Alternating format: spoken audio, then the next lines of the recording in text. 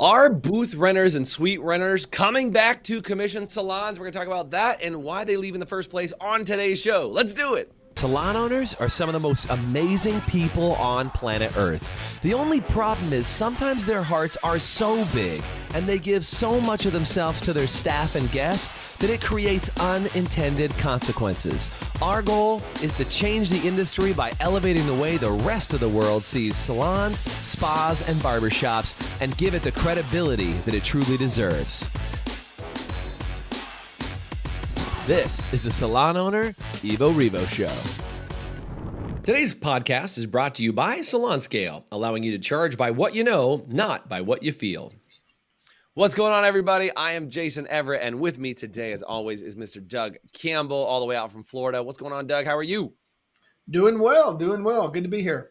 Yeah, man. Good to have you. I was just actually out in Florida not that long ago, so I remember how far you are, because when you cross that country and take those flights, man, I'm always grateful to be home. Anyway, good to see you. I want to talk about this idea of booth renters and suite renters coming back to commission.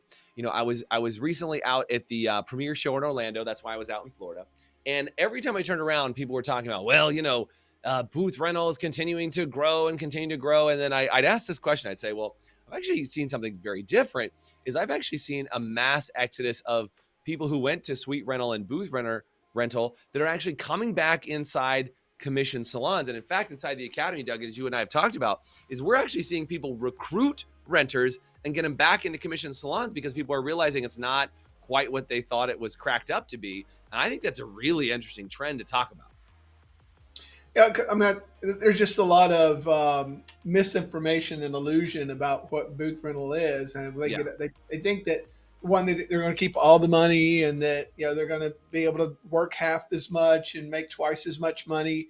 Right. And then when they get out there and they realize what's going on, they don't have the support anymore that they had.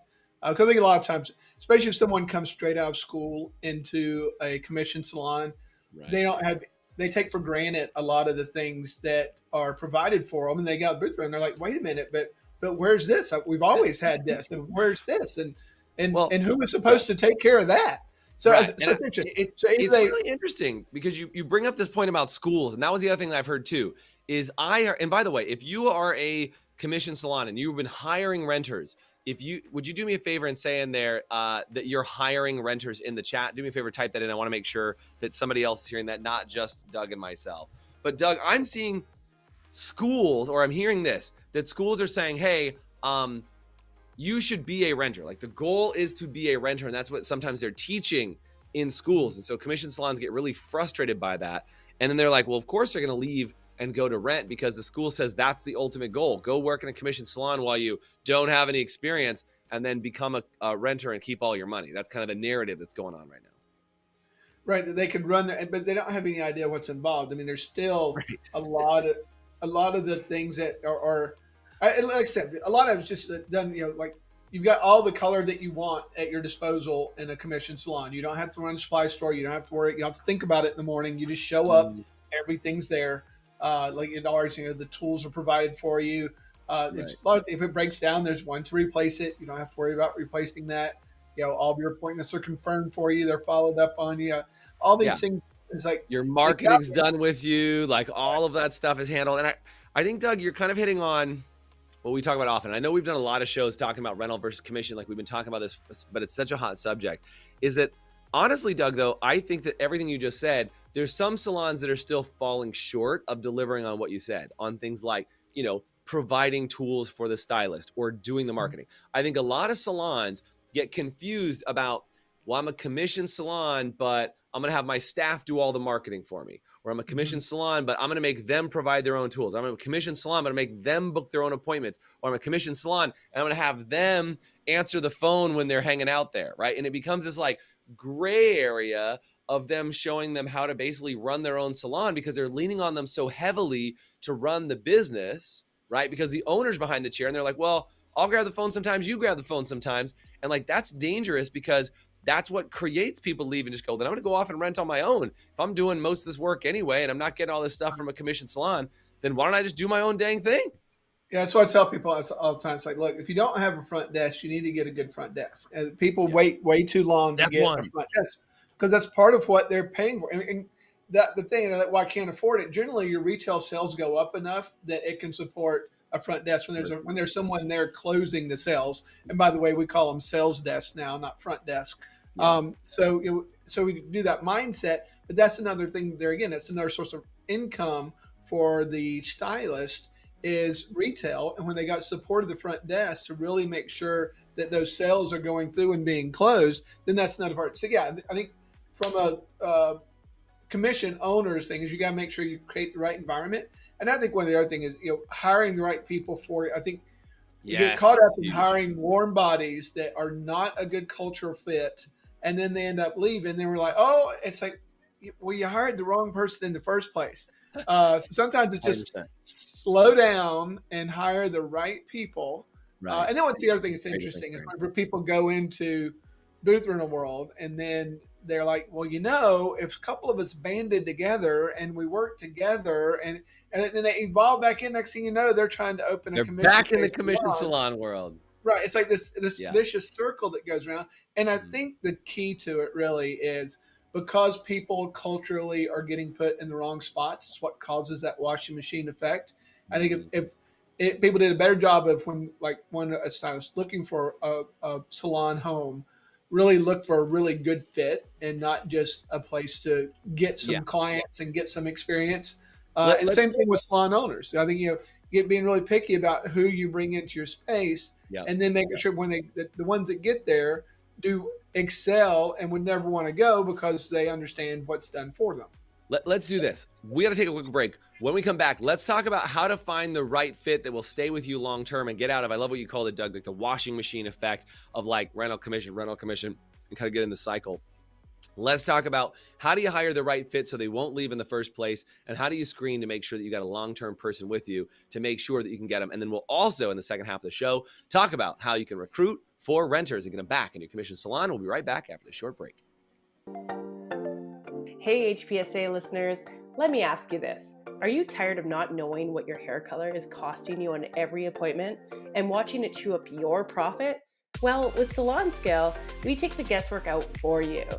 Using a mobile app paired with a Bluetooth scale, Salon Scale will tell you exactly what your color is costing you on every bowl mix down to the gram.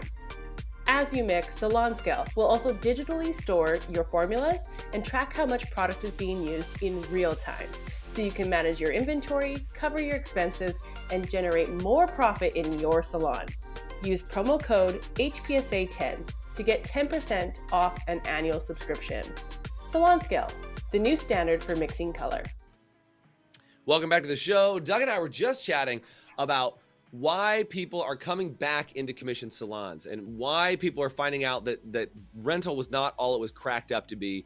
And again, what are some of the pitfalls that salon owners see over and over again that are causing people to leave commission salons? And Doug, you mentioned a little bit about this, is that a lot of times commission salons are not providing the resources that they need to be. And people are going, hey, this is why then I'm just going to leave. If you're not providing my tools, you're not providing me with marketing, you're not providing me with the front desk. It's like you're kind of training them how to run their own salon anyway. And I'll never forget, I had a guy who I was talking to inside the, who was interested in coming to our academy. And he had I think it was a 10-chair salon. And I'm like, oh, wow, that's great. You have a 10-chair salon. I mean, how many people work there? And he goes, me. And I was like, well, what's the deal? He's like, well, I can't get anybody to work. All these, he didn't say it this way, but implied, idiots that come to work for me. They don't stay very long. They stay for a week or two, and then they leave. And I go, well, what do you have set up? Do you have your software in place? Do you have your front desk in place? Like, what's there to support me? He goes, no. I run all my music off Spotify. I do all my calendar appointments on my phone. I'm the receptionist. I'm everything. And I just do my thing. And I just expect them to do the same, work side by side with me. And I'm like, look, man, you have a training ground for rental salons. All you're doing is showing people how they could do it on their own. One of the most important things of creating a commission salon is your job is to be the curator of all of the systems to help everything move smoother and more efficiently, right? Set up the front desk, set up the color bar, set up all those things, not create it so that just a bunch of people can kind of run their own businesses. You want to supply people with everything they need to just come in and do what they love to do, which is hair. Give them the space to come in and be exceptional at what they do without bogging them down with all the other details of business. Right. Let them be the artists that they are. And one of the things that always makes me cringe is whenever I hear salon owners talking about uh, the stylists taking responsibility for their social media. Yeah, that one gets me every time. They've got to do this much. They need to be posting this much. No, they don't. You're totally training them. You're making them spend their time and their You're effort. replacing yourself. Right. It's You're like, teaching them how to should replace they be giving you content? Yes, they should be giving. Right. But then you, as a salon owner, you have your person in place that then curates that content in such a way that it works. It's because it's dangerous whenever you're training that they're again. I don't have front desk. I'm making them do. I've got all these goals they got to hit for social media posts and It's like you're just training them. Why should they stay with you? It's like. To your point, they need to be able to come in and do what they love to do and leave with a really nice paycheck. Yeah. I think back to the recruiting part of it. I mean, those are the conversations you got to have up front. I mean, we've got the spreadsheet with booth rental versus commission. We talk about what each one is. We talk about what's supplied here and what you would do for yourself over here, and just get real clear with people right front. We have a non-compete. That's the time that we sign the non-compete. I was like, look, we're going to invest a lot of time, effort, and money in you to set you up for a great career, but we want to know that you're with us. Mm-hmm. And if you're not, that's fine. If you want to go do the booth rental thing, and booth rental's right for some people. I'm not going to say that it's just the worst thing in the world. I think it hurts the industry because people aren't held to a higher standard. Education drops off. That's the part. Accountability for if something goes wrong with a customer, and there's like, well, screw you, and it can give the industry a bad name. But whenever you work with a team, I think it's a little bit different in my opinion. Yeah, I think, I don't know why this analogy kind of came to mind, but you mentioned let them be the artist. So imagine this for a second, guys. And by the way, if you think these are great ideas, do me a favor in the chat, say great ideas. Imagine this. Imagine I invited you to an art class. Doug, I know you're an avid artist, right? So if I said, hey, if I invited you to an art class and I go, but here's what I need you to do. I need you to bring all your paint, all your own brushes, your canvas. I need you to bring all the things and supplies on your own. And then I want you to bring a sketch of what you want to do. And then I'm just going to give you a spot where we're going to paint. And I want you to provide the inspiration and bring a couple of example images and you do all that stuff. And then I'd like you to post on my social media for me after you're done and promote my class. At some point, you're like, why am I coming to this class? I could do this anywhere, right? You would just go, or I could do that at home and not pay any money to come to your class and have the exact same experience because you're not providing me with anything. Versus if I said, hey, Doug, I know you love art. I'm doing this whole class on this whole new technique and we're going to do resin. It's going to be incredible. And I've got all the supplies. I've got a bunch of inspiration for you. All you have to do is show up and I'm going to help you create an amazing image because I'm going to just make life super easy for you. And I'm going to teach you a bunch of stuff while you're there. That sounds like I'm going somewhere that I would actually get some benefit out of going to, right? And I think sometimes as salon owners, I hope you guys are getting this message today, is that the more you can set it up so they can come in and be artists and do an incredible job. And this, by the way, this doesn't mean you let them do whatever you want and they walk all over you and all. That's not what that means. It just means you provide them with as many things as you can that makes you still profitable and allows them to have a space to work. And that's the exchange for being able to run a successful salon is you provide them with something, they provide you with something, and you're in a harmonious balance of how you operate, which is what is designed to create a commission salon. And they actually can make the same, if not more. And if you want to go back and watch the whole show on commission versus rental, type commission versus rental in the chat, and I'll gladly send you the link to that podcast. But they actually make more money on commission salon, provided they're paying their taxes.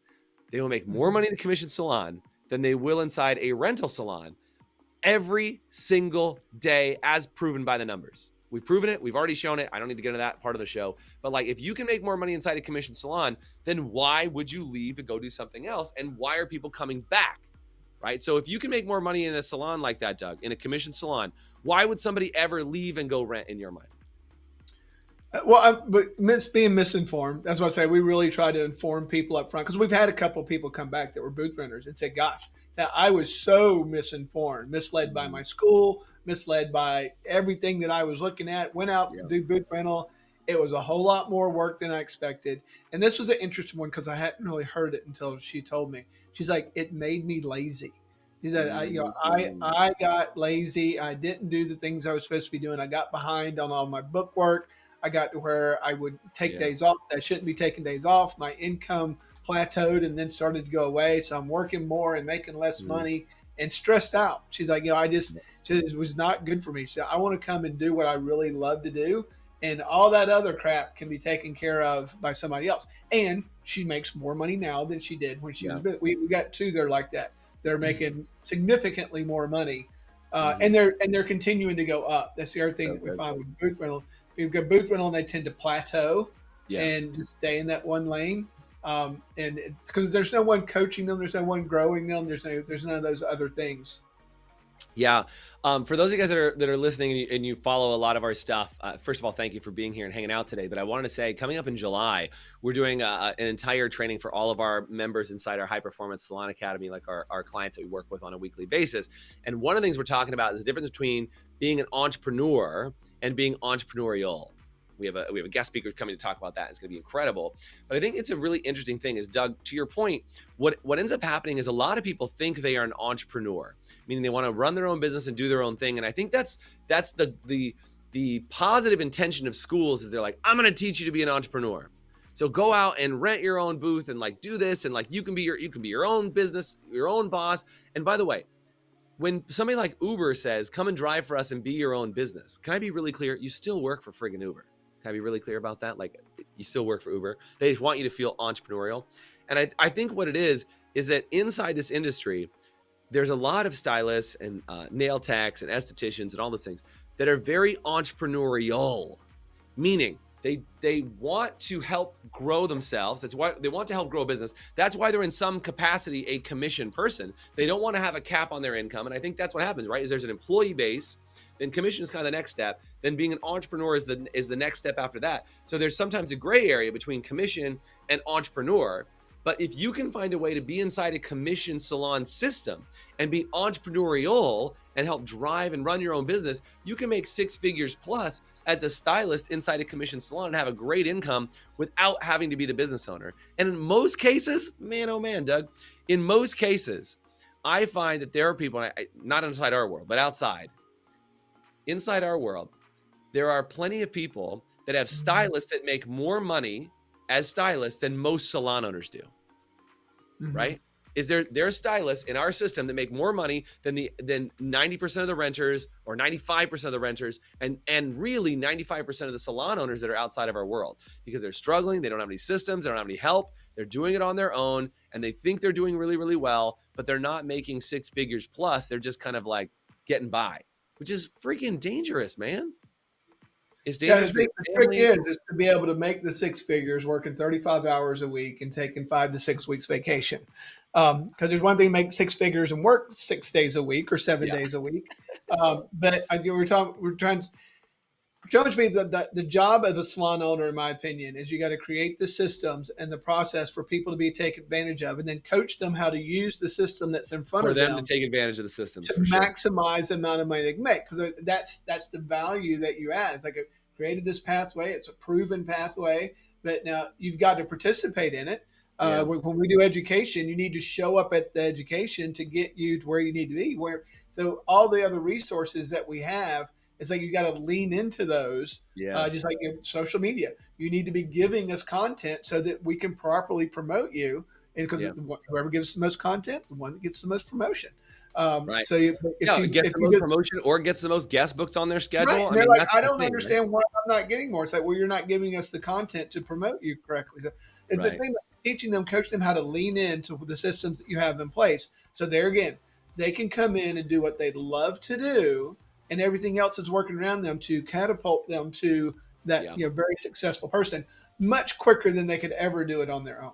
Doug, you said something about taking advantage of, and I want to talk about that subject for a second because it hit me when you were mentioning it. Your job as a salon owner is to create systems for your staff to take advantage of for themselves. Where most people see or think that salon owners are trying to take, and this is when people leave to go to booth rent. People say, oh, the salon owner is taking advantage of me. And I think that thought, just that concept in and of itself, is the crux problem of why people leave and go to rental. If you really looked at it, Does your staff feel like you're taking advantage of them and getting one over on them? Or do they feel like they're getting an advantage from working with you? And I think that's inside our academy. What we love doing with salon owners is making it so that it's like their staff has like an unfair advantage in the marketplace because of how many resources we provide the owners, how many cool things the owner is doing. And they go, man, it's like we're cheating. And they're not cheating, but it's like they have this unfair advantage that ends up happening as they go, man, like it's so much easier with the systems we have at the front desk, with the sales systems, the way we do consultations, or how we do marketing, or how our follow-up systems work. And like we were lifting all of those burdens to run a salon for the owner, thereby lifting it for the stylist, thereby making the stylist's life better, the owner's life better, and the guest's life better, which that's the trifecta, right? If you can make the owner's life better, the stylist's life better, and the guest's life better, that's a home run. But I think what ends up happening in a rental environment very often is the stylist life is marginally better, maybe because they have some flexibility in their hours. There's not really an owner involved in that situation, like that maybe you're making the renter a little bit more money, and the guest is trying to figure out what's better in their life, because it doesn't necessarily mean it's better for the guest either. And I think that's why we're seeing people over and over again come back into commission salons, because they're seeing there's an advantage. I mean, I think there is a lot to that too, the guest experience in a rental situation, because they're not going to have the color. If someone said, I want to change, and it's like, oh, I didn't go buy I'll get that for you on your next visit. Right. Yeah. We'll do that next time.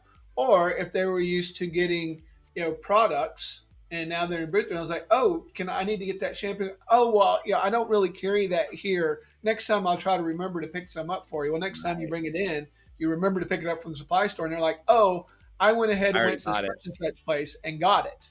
Yeah. So it's not as good of an experience for the client, because we've had some people that have gone, booth rental before, and it's funny when clients come back, they're like, I just didn't like the way the place felt. I mean, so they felt like it was a downgraded experience. They were still the person, I went to them a couple times, and, there was excuses why this wasn't and this wasn't. Just my overall experience went down.